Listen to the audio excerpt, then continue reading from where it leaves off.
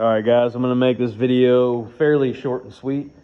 If you have a Dodge Dart 2013 1.4 liter with a dual dry clutch transmission, and it's if you're driving, maybe the car drives completely fine for about 15-20 minutes, and then after that you lose all gears. It says service transmission, and then it says no gear available, and if you shut it off, it won't start back up. I'm going to show you what we found and what's going to fix this car. What I found with this car is it was reading on my scan tool, my 906 BT Autel.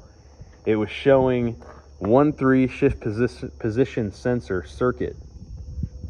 And then I would watch the 1.3 position sensor and the 2.4.5, whatever the second one is.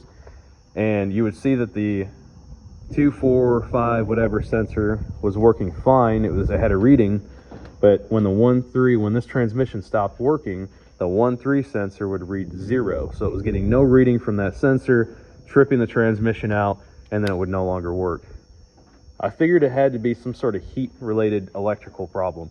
Once it warms up, the sensor stops reading, and then, that's where we are. So this is what I did find. We went online, did a lot of research, couldn't find a whole lot until I looked up some wiring diagrams, and the 1.3 shift position sensor is located inside of the range sensor. Where's the range sensor? We looked all over the place, had to look at some more diagrams. The range sensor is located inside the electro-hydraulic valve body that you see right here on the front of the transmission. It's mounted right to the front, easy to find. And that connector right there is the connector that goes to the range sensor that's inside this unit. Now this unit right here is a used one that I got online for $500 because a new one costs $2,200.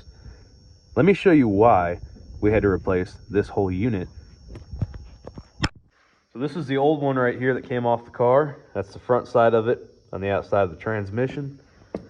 And right here is your range sensor on the back side. And as you can see, the range sensor is completely melted. So that's why this transmission was kicking itself out, because this sensor was not working. Essentially, Fiat Chrysler wants you to replace the entire transmission because of a sensor. And I'm going to tell you why right now. Because this is a non-serviceable unit.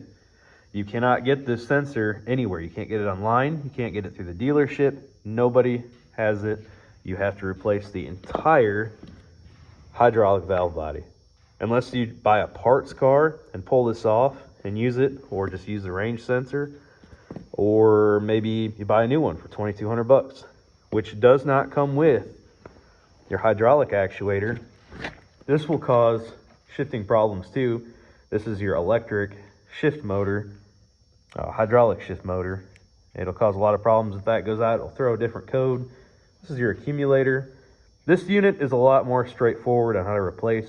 It mounts right to this. So that's the issue right there. If your transmission is saying, gear unavailable, and reading the same codes that I've already explained at the beginning of this video, that's your problem. This needs to be replaced. Got 1, 2, 3 bolts on there. This comes off. We're going to replace the whole, well, we did replace the whole unit, the used one on that car. And one thing I want to say is I did talk to another guy who had a Dodge Dart 2013 limited 1.4 dual dry clutch. He said that his transmission was reading the 2.4, I think 2.4.5 or something like that. Solenoid was bad, or sensor was bad. He had the 2.4.5 circuit code, and he had the exact same issues. The car would run and drive fine for 15 minutes, shut off, or stop shifting, you'd shut it off, wouldn't be able to start it back up. Same exact symptoms. So if you have either code, that's the problem. Now when I get this car all back together, I will make another video updating everything, showing you guys that it runs and drives and all that good stuff. If you have any questions on this, feel free to leave a comment. I'll respond back and give you the best information I can. And if you like this video, please subscribe to the channel.